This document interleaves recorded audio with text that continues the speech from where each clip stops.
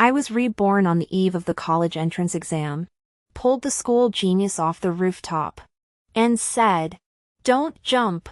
You don't understand." He fell to the ground, lowered his eyes, trembled his eyelashes, curled up, and apologized softly to me, "I'm sorry." I stood in front of him, reached out my hand, and said, "Henry, I'm here to save you."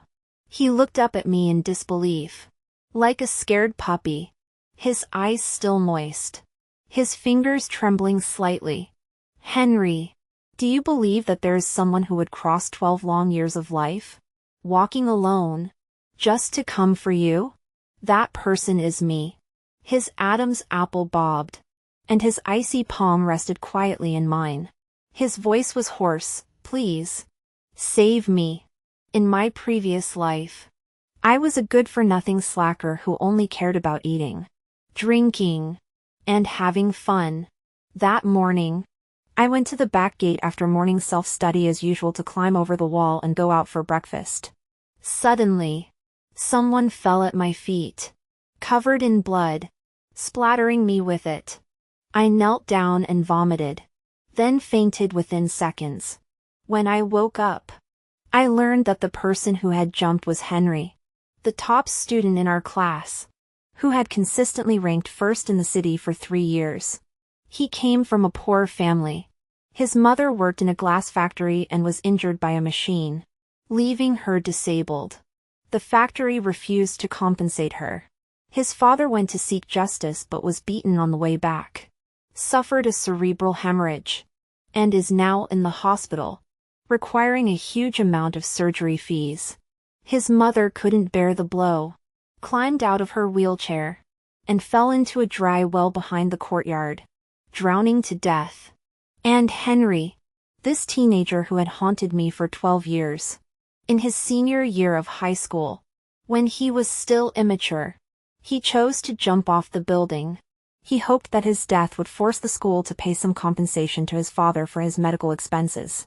Every sleepless night of my previous life, I would think of the events that occurred during Henry's 3 years as an academic prodigy. The trivial matters of the past now vividly resurface in my mind after all these years. He may not have known me, but I knew him. Metropolitan High, no one would be unaware of this Ivy League prospect. My computer contains numerous photos of him, all found on the school forum during my sleepless nights.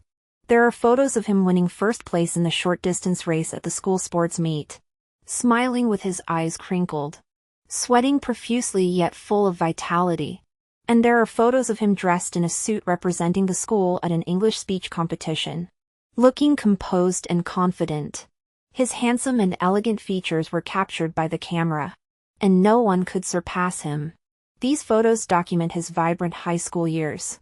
He should have continued this glory, becoming the envy of everyone, moving forward to college, to work, and on until the day he died.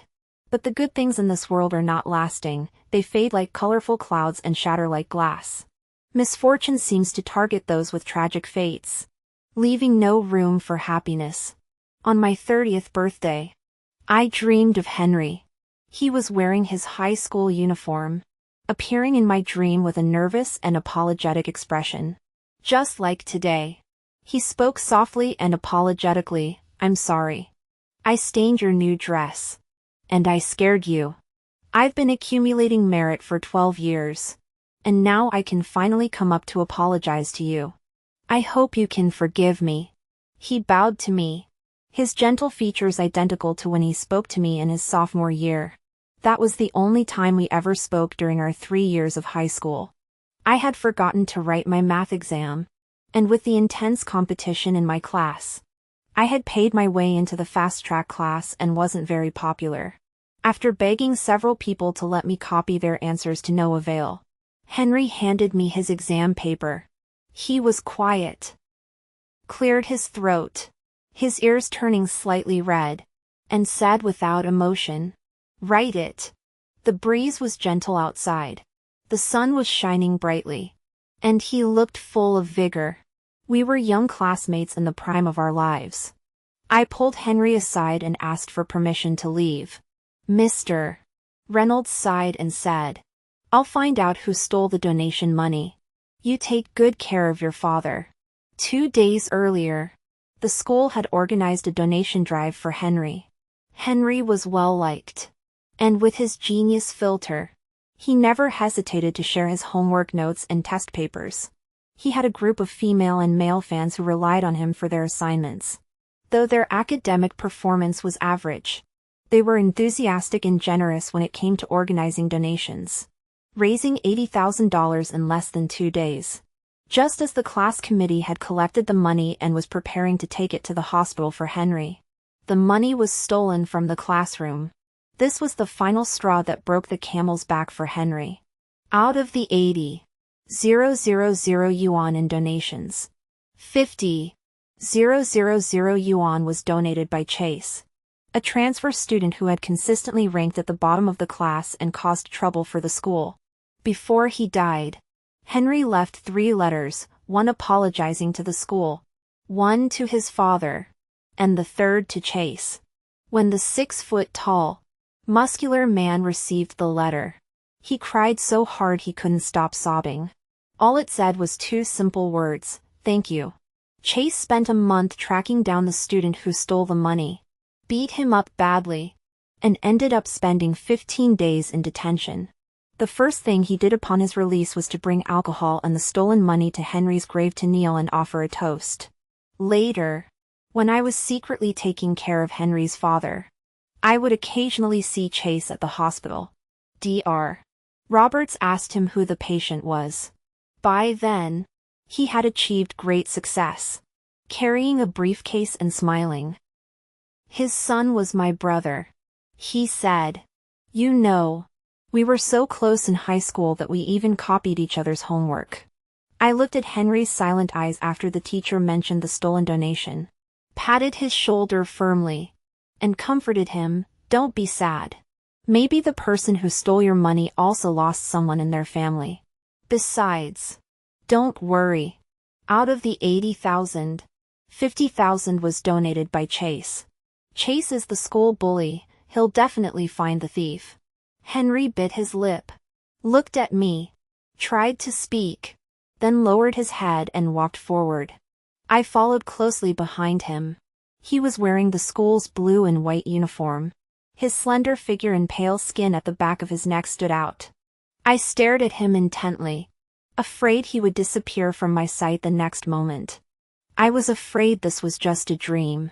And Henry, this living, breathing person, would vanish into thin air when I opened my eyes, never to be seen again. After arriving at the hospital, I paid the remaining fees for Henry.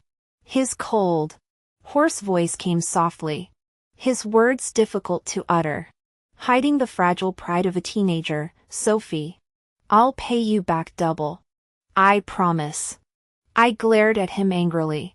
"My name is Sophie, not a loan shark." His face turned bright red, and he looked utterly helpless. His pale, slender fingers curled unnaturally. "I'm sorry. That's not what I meant." I smiled. "I know. I was just teasing you." After accompanying Henry into the ward, I called Chase and asked him to watch over Henry while I went to withdraw money and contact the caregiver. Chase and I had been childhood friends. Both transfer students. Both at the bottom of the class. He was last, and I was second to last. There was nothing we could do about it. We were both children of newly wealthy families, with no academic genes to rely on. When Chase heard that Henry almost jumped off the building today, he was frantic. Damn it. I was just mopping the floor. And someone replaced all the electric scooters at school with bicycles. I give up. Sophie, keep an eye on him. There are only 8 months left until graduation. And I can't lose my human version of the Little Monkey Surge app. As soon as Chase arrived at the hospital, he pulled out a stack of money from his pocket and shoved it into Henry's hands. "Bro, you can't die. What will your dad do? What will I do? I'm counting on you to graduate." You're so good at studying. You're going to get into an Ivy League school and do research. Your physics score is higher than my total score.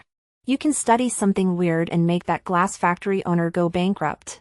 Besides, Sophie and I are useless. How could you give up on life? Buddy? Me. Henry was a bit embarrassed by Chase. He was a bit socially awkward. But Chase was blind to that. Being so outgoing and unable to see anyone's discomfort. It was actually pretty good. Since Chase arrived, the oppressive atmosphere in the ward had eased up a lot. I went to get the money to contact the caregiver and came back to find Chase smoking a cigarette, hugging Henry's shoulder, and talking big. My mom works at City General. Once I get back, I'll handle it. Your dad's illness is on me. You just focus on your studies. I grabbed the cigarette out of Chase's mouth and threw it into the trash can. Do you have any manners? This is a hospital. Chase scratched his nose and chuckled. Oh. I guess I just get used to talking like that when I'm bragging. After the caregiver had made arrangements, I took out my new card and gave it to Henry. The days ahead are long. And so is your path. Don't think about taking your own life so easily. It's just 20,000, you'll earn many more in the future. Chase peeked out from behind me. That's right. That's right.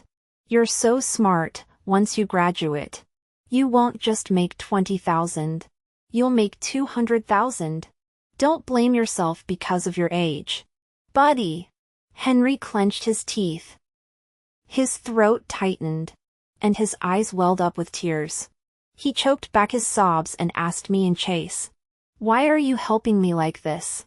We didn't even know each other in school." To you, I'm just an insignificant classmate. I could see that Chase was about to blurt out, "You're my little monkey surge question." I quickly covered his mouth and blurted out, "Nonsense, both of our families are in business. Our parents instilled in us the importance of long-term investment.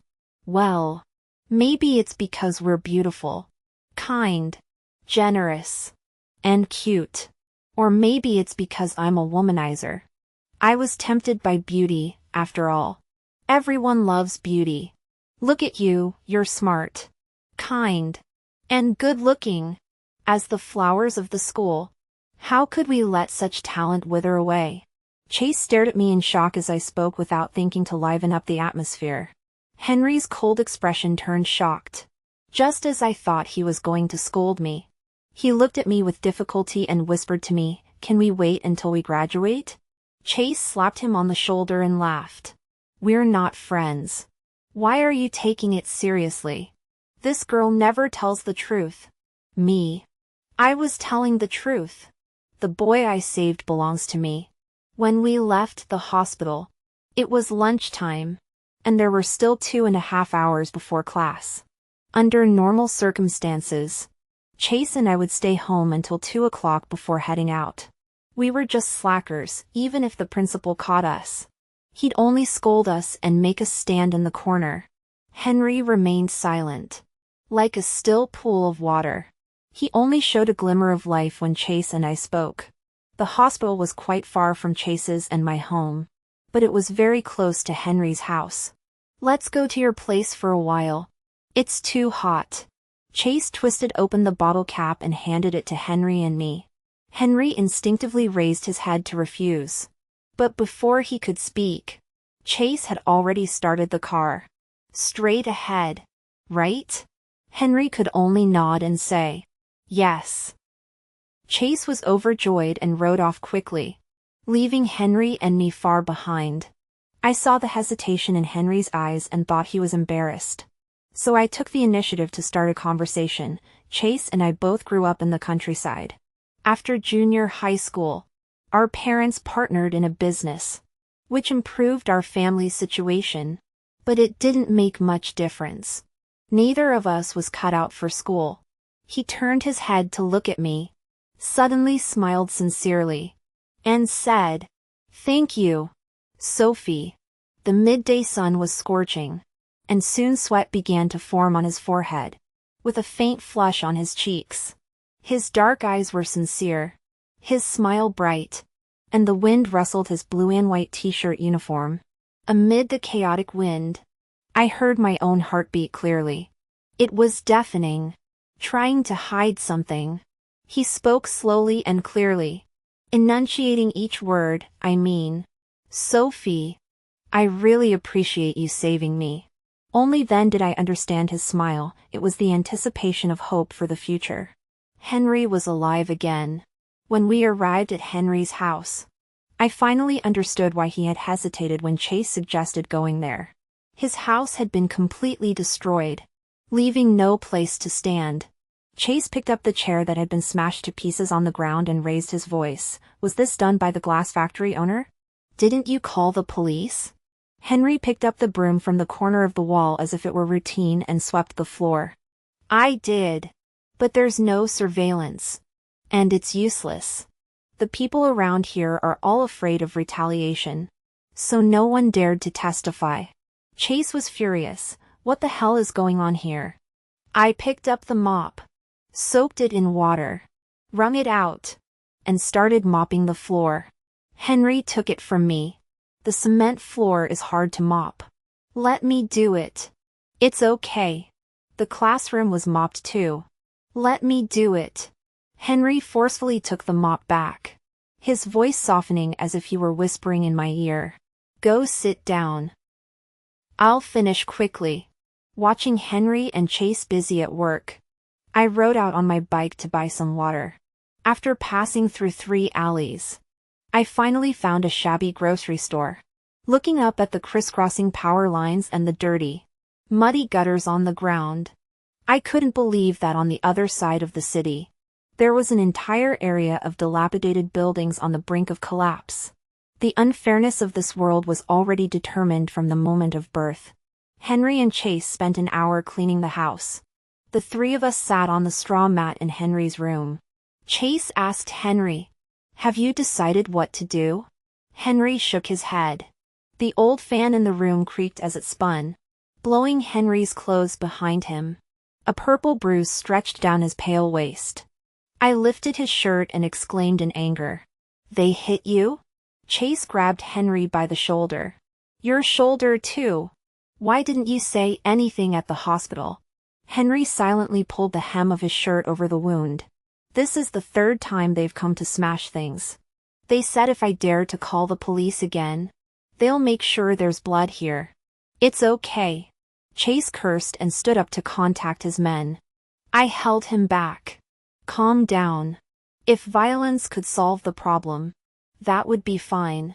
The soul of a mature woman now resides within me.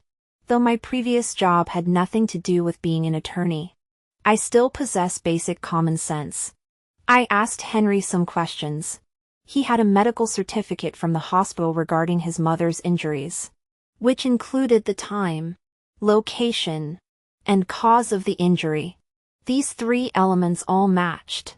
So it was determined to be a workplace injury, a fact already established. Additionally, during my conversation with Henry, I learned that the glass factory had not signed labor contracts with its employees. The aunts and uncles who worked with Henry's mother were all quite old, and some of them didn't even know what a labor contract or social insurance was. I instructed Chase to have his men contact these aunts and uncles after school to educate them about labor laws and encourage them to file a complaint with the Labor Bureau, demanding double wages and social insurance contributions. Meanwhile, I contacted the television station to arrange an interview and report on the incident. Henry's family could no longer live there, as the factory owner's thugs might show up at any moment. Dad's mother was still away on a business trip and hadn't returned yet, so everyone had to stay at Chase's house. The interview with the TV station was scheduled for Sunday afternoon, which coincided with a few hours of free time at school. Chase and I were initially worried that our parents would oppose this, but to our surprise, our families became unusually angry upon hearing about the situation at Henry's home. Especially Chase's father, my dear Uncle Max, who started yelling on the spot. This is bringing shame to our city. He's the top student in the city, the future valedictorian. These heartless factories are really doing people a disservice. Sue them. Study hard. And Uncle will find you an attorney to sue them. After yelling, Uncle Max grabbed Henry's hand. You only have 8 months left before the exam. Look at my 2 children, these idiots. Can't you help them get into a vocational college? Your parents matters. I'll handle them. As long as you can get these 2 good-for-nothings into a vocational college and get them into university. My entire family will kowtow to you. You'll sit at the head of the table during the new year. I don't know how many tutors I've hired for these 2. Their brains are like they're filled with paste, they're useless. Chase and I are actually very outgoing and confident. Except when it comes to studying. Whenever this happens, Chase and I would lower our heads, squint our eyes, and not say a word. As we were competing to see who could lower their head the most, Chase suddenly glanced at me. The 2 of us locked eyes and couldn't help but laugh. The atmosphere was very serious. And Uncle Max was really angry. But we just couldn't help it. Uncle Max exploded. You still have the nerve to laugh. You can still laugh. You 2 are supposed to be the best. One scored 250 and the other 380. And you still have the nerve to laugh. Chase snorted and retorted with a stiff neck, Dad. You really look down on people. A little vocational school? That's something anyone can do. What's wrong with getting a 250? At least I passed the cutoff. Don't look down on the young. Old man. You better watch out. Or I'll smash your bowl someday. Uncle Max was completely enraged and kicked Chase's butt a few times. Finally, Henry intervened, saying 8 months was enough. And getting into a decent vocational school was already pretty good. Which calmed Uncle Max down. Chase muttered under his breath. There are even grades in vocational schools? Uncle Max slammed the table. What did you say? Chase shouted back. Give me some money to spend. Uncle Max was so angry he fell backward, rubbing his forehead and muttering. I need to have another child. I need to have another child. Uncle Max hired a lawyer specifically for the company. The lawyer was very professional and organized the existing evidence. He went to the alley where Henry's father was injured. But there were no surveillance cameras on the entire street. Fortunately, there were witnesses. However, the witnesses were afraid of retaliation and refused to testify. After the lawyer assured them multiple times, they finally agreed. Some aunts and uncles who knew about the labor contract had previously argued with the glass factory but to no avail. They came to the attorney to vent their grievances. And in the process, revealed that the factory had been cutting corners, forcing overtime, and withholding overtime pay. These witnesses were invaluable. The attorney obtained footage of the glass factory's production process through his own private channels and reported them for failing quality inspections. After interviewing Henry, the TV station went to interview nearby residents and school teachers. Many reporters also came knocking on doors. But Uncle Max's executive assistant screened them, allowing only those with good reputations to conduct interviews. On the day the story was broadcast across major platforms, the attorney formally filed the lawsuit. Once the reports were published, the glass factory owner became a public enemy, and residents near the factory approached reporters to complain about wastewater discharge issues, which had been reported multiple times previously but never addressed. In the chaos, many buried cases were exposed. Henry's mother was not the first person injured by machinery in the factory who received no compensation and was instead threatened with violence. Some victims' families even died in their quest for justice. The glass factory owner, unfortunately, also fell victim to the anti-gang crackdown. A once powerful local tyrant collapsed overnight. Uncle Max and Dad feared we would be targeted for retaliation. So they had bodyguards escort us to and from school every day. The case against the glass factory owner required time for investigation and classification. Uncle Max and Dad comforted Henry, study hard. Don't let this affect you. You must become the top student. Fortunately, the teachers at school strictly prohibited students from discussing the matter. The classmates were very harmonious and never mentioned it in front of Henry. But they did many kind things behind his back. The money for Henry's textbooks and tutoring fees was always paid by someone else. During class meetings, the class monitor and his classmates secretly created a group chat to collect money and cover Henry's share. When Henry was in line for meals, some students in front of him would order 2 portions and give one to him. When asked, they would say they had extra money in their accounts. At first, everyone would secretly buy snacks and drinks and place them in Henry's desk drawer. But later it became open and above board. Oh, I bought too much. Can the academic genius help share some? They had been classmates for years. And everyone knew Henry's kind nature. He wouldn't refuse anyone. Not even helping with chores. Faced with the genuine concern from everyone, he could only stammer out a shy thank you. But the more he acted so obedient and polite, the more everyone teased him. Henry, if you become rich and powerful, don't forget us. Hey, what about me? If you get into an Ivy League school, remember to tie me to your dorm door. It's your turn. Look at me. Look at me. Henry silently buried his head, his neck turning red. He really can't take a joke. But the more he couldn't take it, the more everyone loved to tease him. On Friday afternoon, a menacing stranger came into the classroom looking for Henry. The class monitor noticed something was wrong and woke up the rest of the class. The subject representative went to find Mr. Reynolds, while the other students grabbed chairs and stood in front of Henry, asking the stranger what he wanted. Henry recognized him as the leader who had brought people to his house to smash things. At first, the man was extremely aggressive, shouting and pulling people around. Finally, Chase ran into the hallway and shouted, "Catch the thief!" Everyone on the floor came running out, and the man tried to escape. Chase grabbed a mop from the trash can, which was soaked in some unknown liquid, and shoved it into the man's face. "How dare you come in? How did the security guard let you in? Did you climb over the wall? You thief! Beat the thief! You!" The thug leader knelt on the ground, vomiting. In a few seconds, both sides were surrounded by a crowd of people, beating and kicking. The thug leader screamed and cursed until Principal and Mr. Reynolds came to disperse the students. The school called the police. The man had climbed over the wall to find Henry and wanted to settle the matter privately.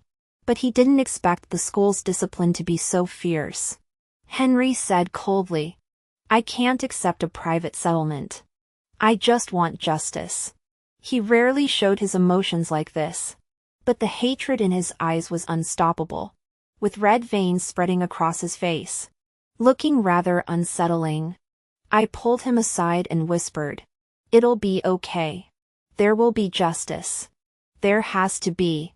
His jaw stiffened, and he took several deep breaths before suppressing his emotions. He nodded at me, his expression softening, then suddenly turned his head away in panic, unable to control the trembling of his shoulders. The air was filled with the sound of suppressed sobs. Chase grabbed him by the shoulders and slapped Henry's back twice. "Brother, cry, cry, cry, cry it out, and we won't feel so bad. Cry." The somber atmosphere was broken once again, and it was Chase who did it. After the second monthly exam, thanks to Henry's relentless efforts, Chase scored 360. I scored 330. And we reported it as 400. Uncle Max and Dad were very happy and praised Henry throughout the meal. Henry felt ashamed and tried to speak several times. But in the end, he only said, "This is the Chicago standard." Uncle Max laughed while drinking, not caring about the standards. Hee. Our 2 kids have a chance at a vocational college now. Henry. Uncle Max pulled out a handful of money from his pocket, licked his fingers to count it into 3 portions, and tossed them in front of us, shaking them.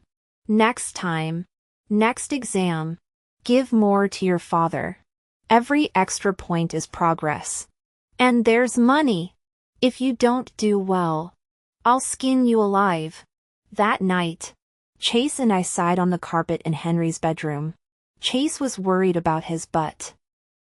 I was sad. Why did I have to be reborn and go back to school? Chase suddenly asked me. What's wrong with you, Sophie? How come you did worse than me? Silence was the bridge of Cambridge tonight. I'm reborn. Do you think a salaryman who's been enslaved by his boss can score high on a senior high school exam? Getting 300 would be a miracle. Even the senior who took the exam for me only got 200. It's all my fault. Henry's guilty voice drifted over. He closed his workbook, looking dejected. If it weren't for all the trouble I caused you, you wouldn't have fallen behind so much. I'll make sure to tutor you later. I never expected Henry's tutoring meant moving us to the back 4 rows to sit with Chase and me. There were exactly 3 people in the first row, with Henry sitting in the middle. In the first class alone, he confiscated my and Chase's go board, chess set, and playing cards. He sighed. How many distractions do you two have? How am I supposed to tell the top student that even if a poor student wants to daydream, they can watch a wuxia movie in their head while staring at the blackboard? That evening, Ms. Parker and Dr. Lee both assigned memorization homework. Usually, Chase and I were used to being punished by standing at the door during morning self-study the next day. But now, it was really heartbreaking. Henry glanced at the time, frowned, and asked, You haven't memorized a single line? Chase and I stood before him, exchanging glances, then bowed our heads in unison. How were we supposed to face the teachers when we got home? Henry sighed. Just recite it. I'll stay up with you. We'll go to sleep after we finish. Chase and I looked at each other, tears welling up in our eyes. That night, until midnight, the villa was filled with English sentences spoken in a strong dialect. Henry tried to correct our pronunciation at first, but eventually gave up. He took a deep breath and said, Never mind. As long as you understand the meaning. That's good enough. To be honest, it was the first time I'd seen Henry look so desperate. Sure enough, teaching kids to study is no easy feat. After staying up late, we finally memorized it. The next day, the 3 of us were late. Ms. Parker, wearing her stylish high heels, glared at us as we ran over. She gave us a stern lecture. The most embarrassing part was that even though we had memorized it the night before, when she called on us, Chase and I both forgot halfway through.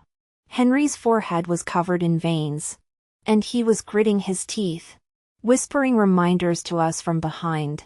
However, his pronunciation was so American that we couldn't understand him at first.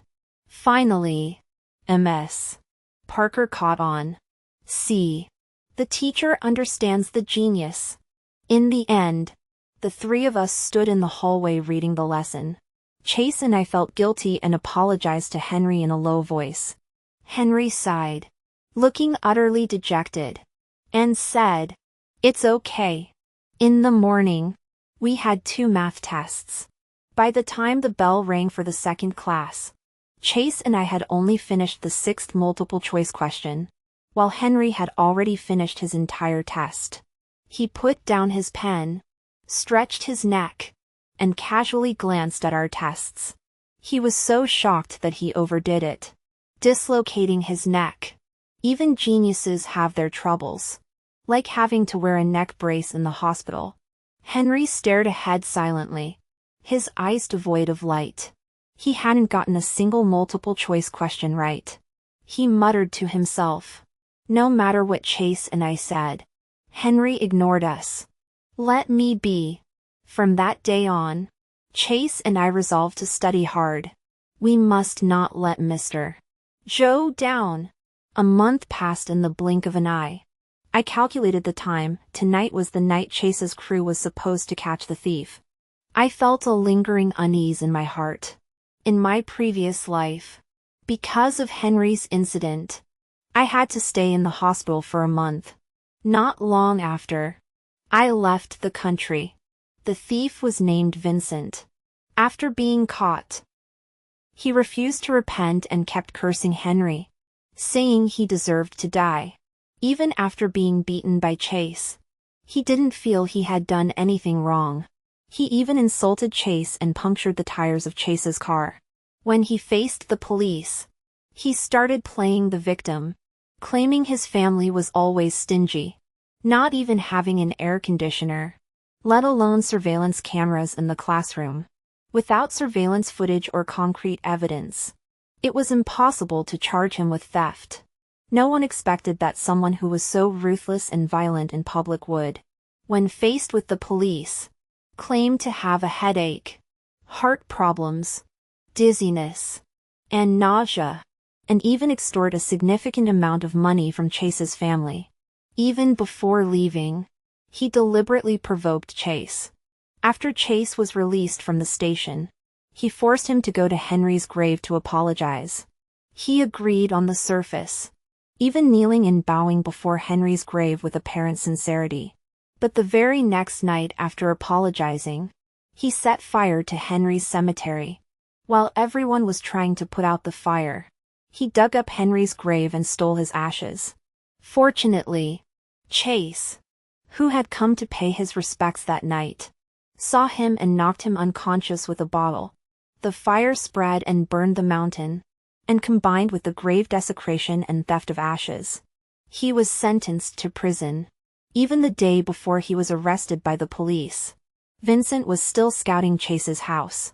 If it weren't for the strict security guards and surveillance cameras in the villa area, the consequences would have been unimaginable. I took advantage of the break between classes to rush to the company and ask attorney for a voice recorder. After figuring out how to use it, I returned to school. During lunch break, I was spacing out. In my previous life, I was in the hospital, and Chase only told me the specifics. I didn't know when Chase's crew reported it, only that it was today. Sophie? 2 consecutive calls snapped me out of my trance. I turned my head and looked at Henry with a questioning expression. What's wrong? He looked at the math worksheet in front of me, his tone a bit lifeless. You've been staring at this basic multiple choice question for 15 minutes. Me. Give it to me. I'll teach you. He moved the things on the desk toward Chase, leaving half the space for my paper. I realized belatedly, oh. Okay. The paper was placed between us. Henry's voice was very soft, and the other students were all asleep, so I had to get very close to him. Close enough that I could feel his warm breath on my ear. Even though the air conditioner had been installed recently, the classroom was freezing cold at noon, but I felt so hot that my head was spinning, and even my fingers were burning. Henry. Never mind. I get it. I murmured softly. He moved closer to me, his nose almost touching my face. Maybe it was just my imagination, but he whispered, "What?" I tilted my head slightly, and our noses touched gently. His dark eyes narrowed instantly. His body stiffened, and we immediately moved apart, each returning to our original seats, neither of us speaking. Henry clenched his fists and let them hang down. His face, from his neck to his ears, was completely red. He stared blankly ahead, sitting straight, not daring to move, holding his breath. I suddenly understood why those girls liked to tease him. Yeah, it was definitely addictive. Once you got hooked on him, you couldn't quit. I've always had low self-control. You know, Henry. As the last class of the afternoon was about to end, a boy from the neighboring class came to the door and waved at Chase. Chase stood up and said he was going to the bathroom. I immediately raised my hand in response. Teacher. I want to go too. Dr. Miller pushed his reading glasses up and said, 2 more minutes. Hold it. Chase gave me a dirty look and said, You're so stupid. You should have waited until I left before raising your hand. I raised my fist at him and said, "Shut up. You have no idea how agonizing it was to wait all afternoon." After class, as soon as Dr. Miller left, the boy rushed in and shouted, "Chase! I found out! It was Vincent who stole it." My heart skipped a beat. Luckily, Henry had gone to eat, so there was only Chase and me in the classroom. Chase slammed his hand on the desk and cursed. "Where is he? Did you catch him?" The younger guy shook his head. "No, bro. He's pretty scary. He always sits in the back row by the wall, wearing a hat and keeping his head down, ignoring everyone. Someone touched him once, and he broke their head. The person was going to call the police, but he said if they dared to call, he'd kill them tonight. The person was too scared to even tell their family." Chase sneered. "He's a troublemaker. He's got people with him. Let's go find him." I caught him. "Sit down. Who should we go find?" "Calm down." Chase's crew kept a close eye on Vincent for quite some time. Vincent was cautious. After stealing the money, he didn't spend anything for half a month. But in the past 2 days, Vincent not only changed into a new outfit of trendy brands, with shoes that were a collaboration model costing over 8,000 yuan, but also upgraded his phone to the latest Pro Max model. His parents had been in an accident before, and the school had even donated money for him. Now, his education is funded by the school. Where did he get all that money? The store where he bought the phone is owned by my brother. My brother said that today. Someone wearing a first-year high school uniform came in with a stack of bills to buy a phone. He asked if I recognized him because some of the bills had names written on them.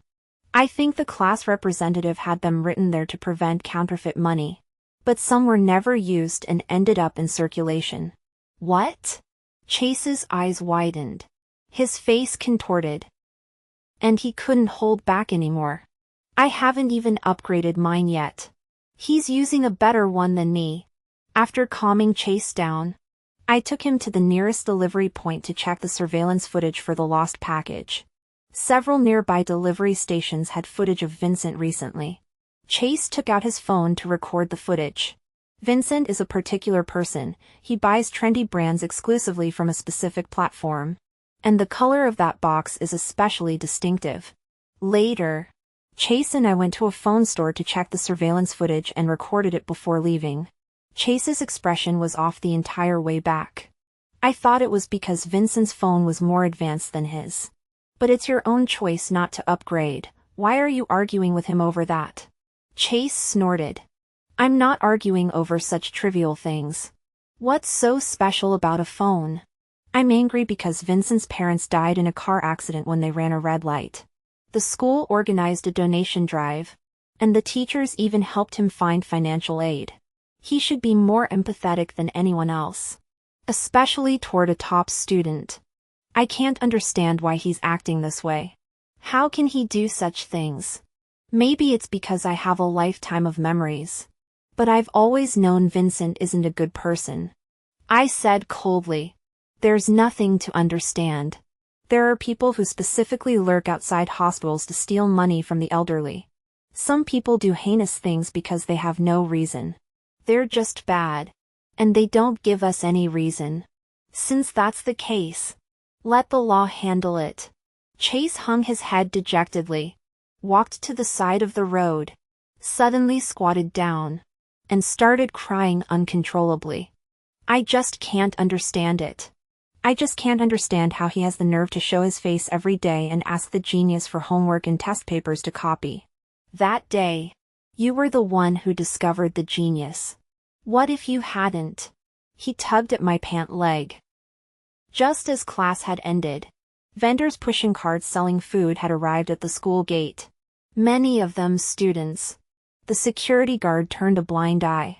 Chase sniffed, wiped away his tears, and said, "Hey, cover me up. Don't let anyone see me." I moved closer to him. Don't be so naive. You're so big. How can I block them? He punched my shoe. You're so annoying. Sophie, give me some paper. I pulled a piece of paper out of my pocket and gave it to him. Are you done crying? Hurry up. You're the school bully. Don't cry. Your crown will fall off. You're so annoying. He wiped his face, crumpled the tissue, and threw it into the trash can, his voice still hoarse from crying. He suddenly asked me, Sophie, why did you go to the rooftop that day? I froze, my expression softening, and a strange pain stabbed at my heart. Because of fate. Because Henry shouldn't have died. Jumping off a building wasn't the ending he deserved. He was such a high achiever. How could he end up like this? So disfigured and messy? He was a genius. He was supposed to sit on a high pedestal, live a life of smooth sailing, and have everything he desired be worthy of all his hard work and struggles. Chase slapped me on the back. Yeah. Those nights we stayed up late studying. We spent them together. The three of us. Yeah. So this time, there will definitely be a happy ending. It definitely will. Chase and I didn't hide anything from Henry.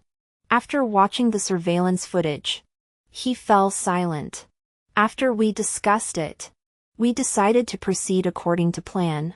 After math study hall, Vincent came to borrow the test papers as usual. Chase and I were both focused on them. Chase rolled up the book in his hands, ready to act at any moment. Vincent complained that the test was too hard. Henry looked up at him with a blank expression. Is that so? Your clothes look nice. Vincent didn't notice anything amiss. Or perhaps he was too caught up in the thrill of showing off his crimes in front of his former self. That's expensive. You probably can't afford it. I didn't mean it that way. It's just that things are different now. Maybe once you get the compensation from the glass factory, you can buy it. Just wait a little longer. The atmosphere suddenly grew tense. The girl sitting in front of me slapped the desk. Vincent, you're crazy. Can't you speak properly? If you can't, get out of here. You're just showing off your new clothes everywhere. You're always hanging around our class. Aren't you just trying to show off your new clothes? I get it. I get it. They're expensive, right? Just leave. We don't want you in our class. Vincent hadn't come to Henry to borrow test papers so often before. Since he had bought the trendy shoes and phone, he had been showing off in front of Henry more often. The students around them were all from the same class and were very protective of their own. They had already disliked Vincent. And after hearing him mock Henry, they all turned on him and told him to get lost. Henry handed him the test paper without expression. Vincent took it and sneered. You're the one who said it. Not me. You're just a bunch of sycophants. Always sucking up to him. He held the test paper and prepared to leave, but found he couldn't pull it away. Vincent was standing, and Henry was sitting. Normally, Vincent would be looking down on Henry, but Henry gave off an air of superiority. Henry tilted his head slightly and locked eyes with him. His gaze was as cold and sharp as a knife. Vincent, I haven't done anything to wrong you. Have I? Vincent's eyes flinched for a moment. He tugged at the paper, but it didn't budge. Henry's rough, defined knuckles turned white, and the veins on his hand bulged. His thin lips parted, and he spoke in a cold tone, Speak. Vincent let go of the papers. I don't want them. He turned and walked away. Henry stood up, grabbed his collar, and pulled him back. His angular face was covered in an icy frost. Are you deaf? Vincent cursed and tried to hit him, but Chase raised a book and hit his hand. What are you doing? My brother is asking you a question. Are you deaf? More people gathered around to watch the commotion, slowly forming a crowd. Vincent gave up. This is school. If you dare to touch me, You'll be expelled. Henry's eyes flashed with deep-seated malice. His voice was calm but sent a chill down everyone's spine. Vincent. Did you enjoy spending Dad's life savings? Did it feel good? Vincent's eyes flashed with panic. But he quickly regained his composure. What gives you the right to say that? Henry let go of his hand and played the video on his phone. Everyone gathered around to watch. And Vincent's face drained of color. They were all young and full of vigor. How could they tolerate this? No wonder he's been flaunting his wealth all day. Turns out he's a thief. Shame on you.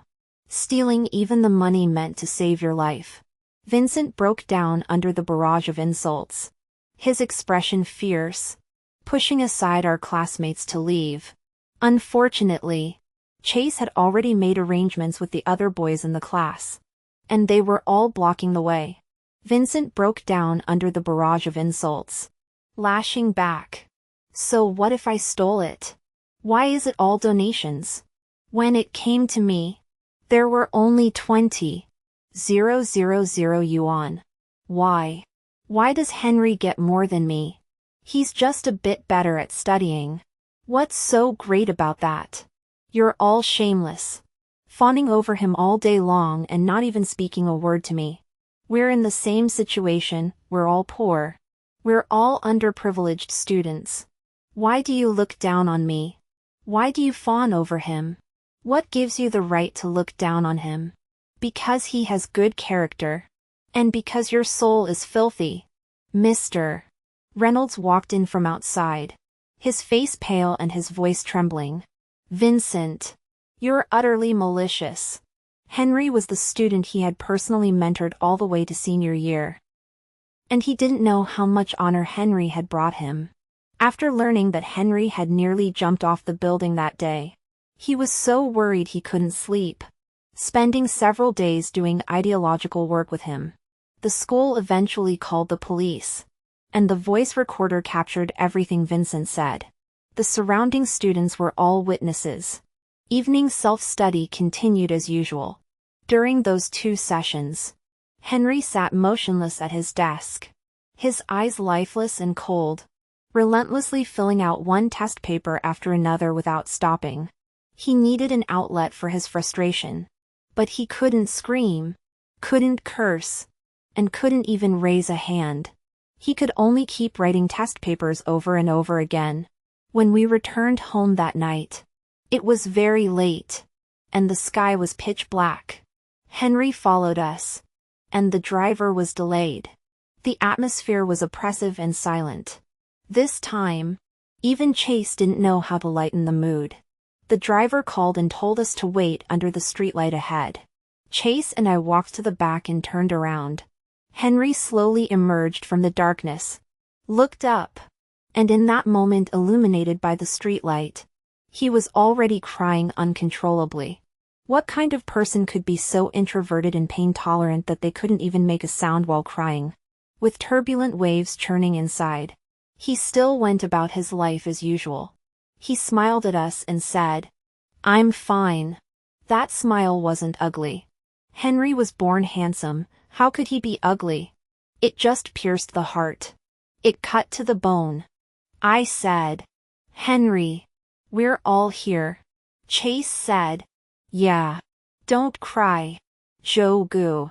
The bad guys have been brought to justice. That guy got at least 3 years.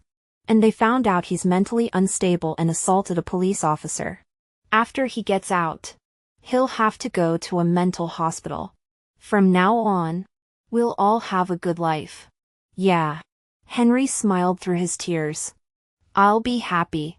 I'll live well. I'll get into the university I want to go to. You all will too." Chase pulled him over. "What do you mean you? It's us. Right?" Henry nodded, the sadness in his eyes fading, and his smile grew warmer. "It's us. It's us." A few months passed, and by the end of winter break, the atmosphere in the classroom had grown tense for no apparent reason.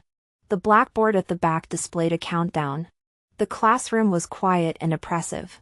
Henry stayed in the classroom all day. even buying snacks to eat instead of meals to save time for studying. No one mentioned his health, because everyone was in the same boat. I had never felt that time could pass so quickly. Even my dreams were filled with exam papers. When we were tired from studying, Chase and I would look at Henry. He seemed tireless, resilient and straight, giving many people motivation. When the results of the final mock exam came out, I barely scraped through the cutoff for undergraduate admission. Chase was 2 points short and was frantic. Henry comforted him. This exam was difficult. The college entrance exam won't be this hard. Let me help you organize the mistakes. And you can solve them again and explain your reasoning to me. I'll correct and explain them to you. Henry was in such a hurry that he spoke several times faster than usual. Days passed like this, and I desperately tried to hold on to them, but they slipped away in an instant. Later, he told me, "Youth doesn't come twice. And the morning doesn't come again." On the morning of the college entrance exam, Henry checked everything from our clothes to our pens like a parent, making sure there were no mistakes before we boarded the school bus together.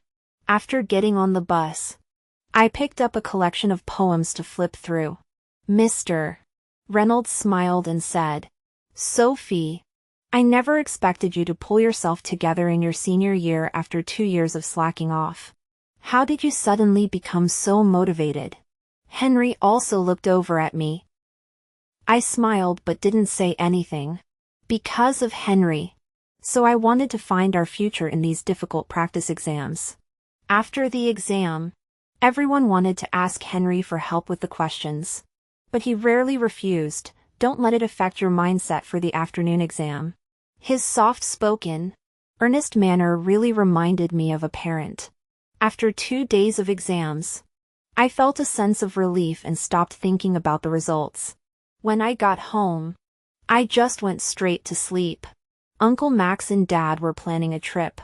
After finalizing the itinerary, we set off together. As we were leaving, Uncle Max said to Henry, "Kid, you can call me Uncle Max. From now on, I'll take care of you." Chase chimed in, Yeah. From now on, you're my big brother."